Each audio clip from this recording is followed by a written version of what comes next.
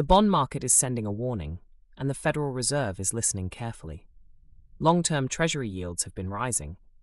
That is a signal worth paying attention to.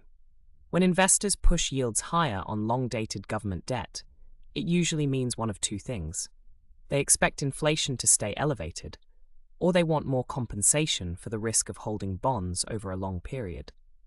Either way, it makes the Federal Reserve's job harder.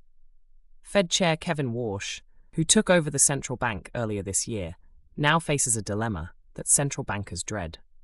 Move too slowly to bring inflation down, and price pressures could become entrenched, meaning inflation becomes a permanent feature rather than a temporary problem.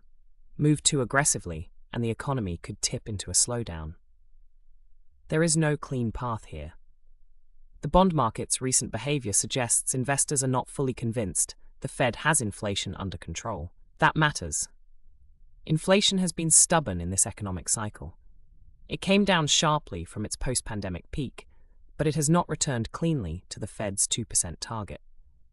When traders sense that inflation could stay sticky, meaning it refuses to fall the rest of the way, yields climb. And rising yields act as a kind of public pressure on the central bank to act. The effects reach well beyond financial markets.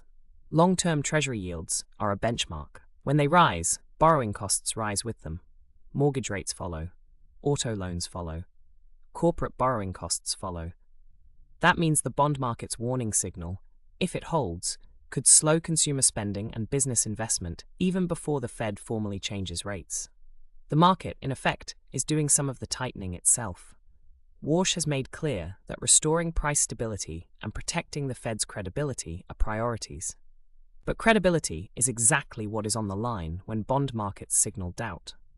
Investors are essentially asking, does the Fed have this under control?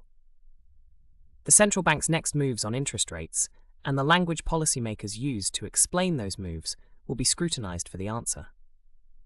This is how bond markets work as a discipline on central banks. They cannot be ignored. Policymakers watch yields closely, and sustained moves higher send a message that the market's confidence in the inflation outlook is shaky. The practical implication here is straightforward.